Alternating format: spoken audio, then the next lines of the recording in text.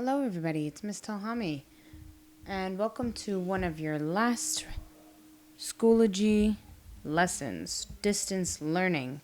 So in this lesson, we're going to learn about the sum and the product of the solutions of a quadratic equation.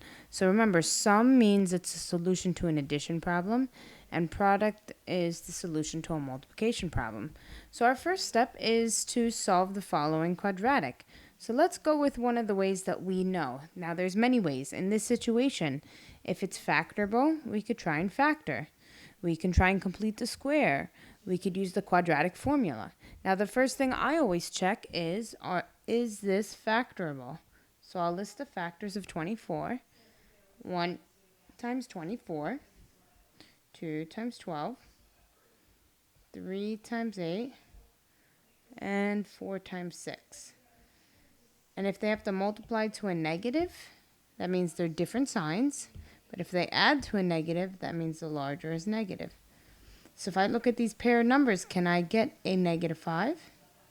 Yes. So it looks like this is factorable.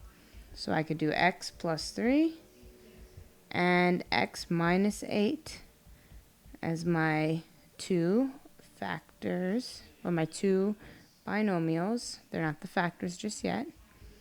I mean, they are the factors, but they're not the solutions. And let's see, set each one equal to 0. Here I get x equals negative 3.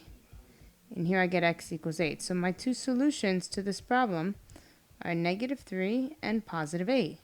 So what's the sum?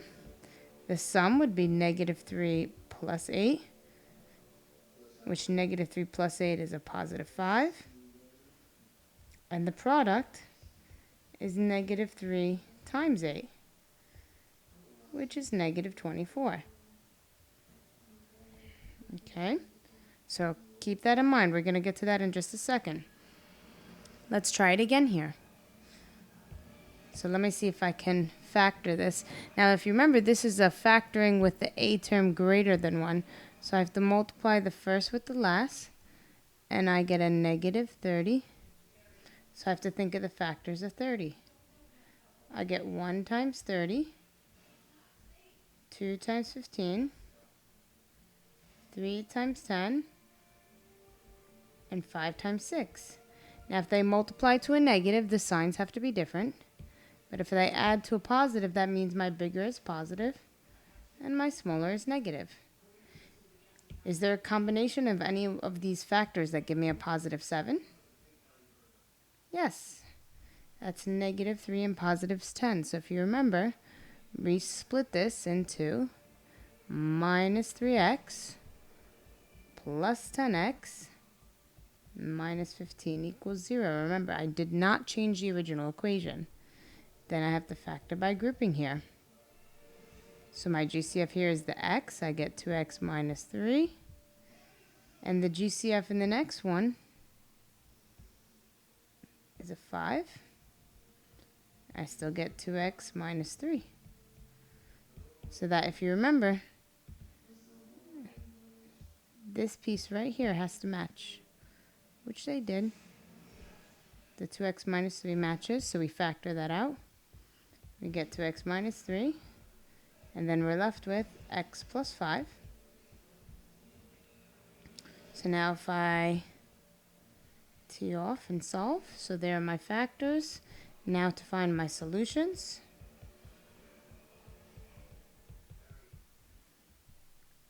Get 2x equals 3, so x equals 3 halves.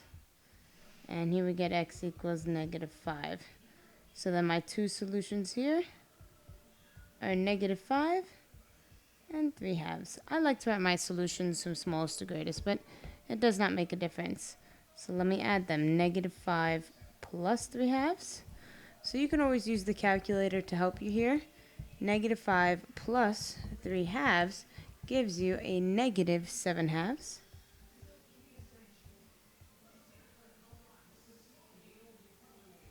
And then the product, negative 5 times 3 halves. So again, you can use the calculator to help you here. And you get a negative 15 halves.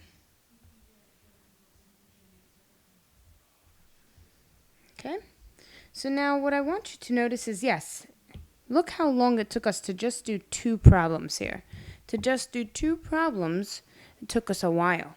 But if you were paying attention, there is a pattern. Where do you see this number 5 in the original equation? Right here. This is a minus 5 and this is a positive 5. Where do you see a negative 24? Right here. Then look over here. Where do I see a negative, or where do I see the numbers 7 and 2? Here's 7, here's 2. Where do I see 15 and 2? Here's 15, here's 2. So really, if you notice, the sum and the product originally come from the equation. So really, there's one thing that you have to remember, or these 2 things right here. If I ever want to find the sum, it's actually, when this is in standard form, equivalent to negative b over a. And the product is equal to c over a. So let's see how that looks like here. So if I look at this first problem we just did, a was 1, b is negative 5, and c is negative 24. So if I wanted to do negative b over a for the sum, then I would have to do negative 5 over 1. What's a negative 5? 5. So it still worked out, but it's a much, much faster way to get the sum. Then the product should be c over a. Should be negative 24 over 1, which is just negative 24. So as you see, really, if I know the 2 roots, by just finding the sum and the product, I can get the equation of the quadratic function, which is what we're going to do in just a little bit. See, the same thing works here. Negative b over a, and this is also c over a. It matches perfectly. So this is what you need to memorize down here. The sum and the product formulas. The sum is negative b over a, and the product is c over a. So let's try this here. I know a equals 3, b equals negative 4, and c equals 5. So the sum, negative b over a, is equivalent to negative 4 over 3. So that's a positive 4 thirds. That's the sum of the roots. Then the product is equivalent to c over a. So that's equivalent to 5 thirds. Oh, it looks like this one is just a repeat, so we could just cross this one out. I apologize for that. So now let's work a little backwards. What if I give you the solutions? Look how I gave you the solutions. Now I want you to find what equation it came from. So now here's the thing. The sum is equal to negative 2 thirds plus 6. So you could do negative 2 thirds plus 6 in your calculator, and you will get 16 thirds. And then the product, negative 2 thirds times 6 equals, if I do negative 2 thirds times 6 in my calculator, I get a negative 4. So now, remember, the sum is equal to, and I'll write it down, the sum is equal to negative b over a, and the product is equal to c over a. So if you notice, the denominator is not consistent between the 2 of these. So to make them consistent, I'm going to put it over 1. So I'm going to pretend that my a is 1.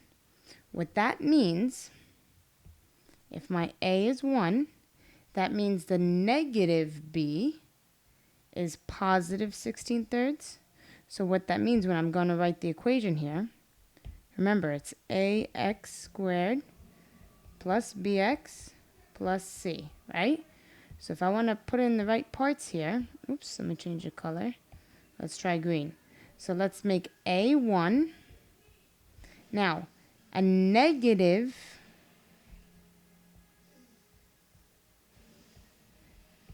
And negative 16/3 will make it positive. And then plus c. So c is -4. So we'll just put -4 because technically then a is just 1. So here's my equation.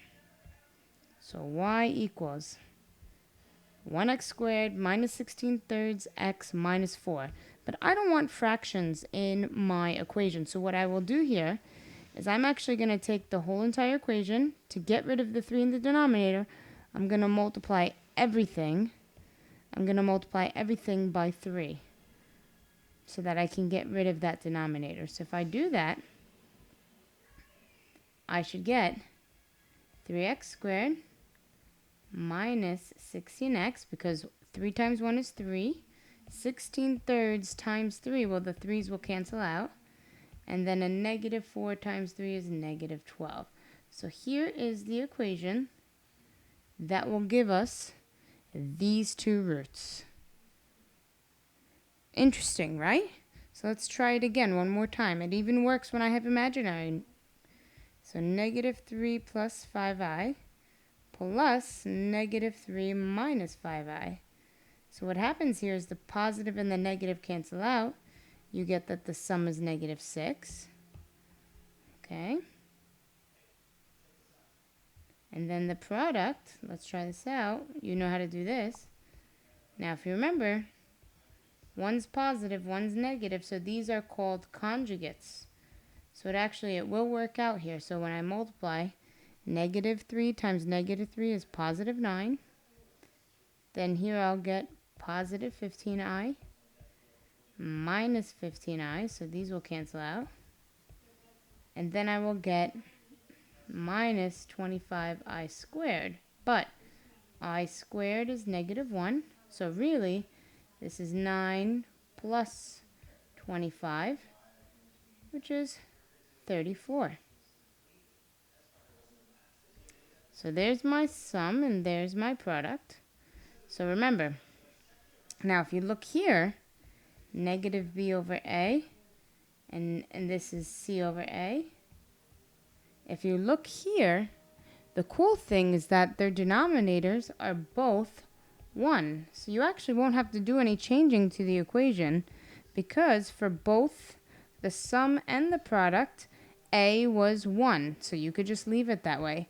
So I'll get 1x squared. Now, -b gave me a -6. That means b has to be a +6. Okay?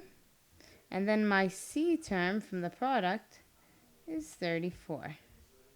So if you do that correctly, this is the equation you will get.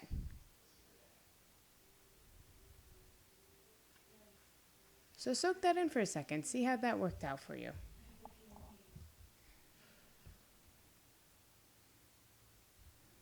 This is the equation that'll give me these two imaginary roots. Okay, so what I want you to do, I have 2 pages of practice. In these first 2 pages, I just want you to find the answers to the sum and the products. And then in these 2 pages, I want you to write the equation given the sum and the product. So pause the video, give it a try, and come back and check your answers. Okay, so hopefully you completed the problems. I made sure to color coordinate the difference between the sum and the product. So if you look up here, the sum will be in purple, the product will be in red. I made sure to label what my A, B, and C are. So I'll zoom in for you to see all the answers. That's how you find the sum, that's how you find the product.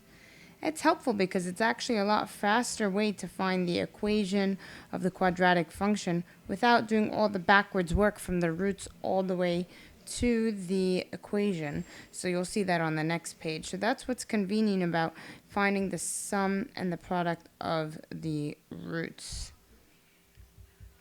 So this is the first page of practice problems where you just have to find the sum and the product. And then here's the second page of practice problems where you have to write the equation given the 2 solutions. So here's the sum, here's the product. And if there were any fractions, I made sure to multiply by a number that would get rid of the fraction for both numbers. So here, a number that goes both into 9 and 2 is 18.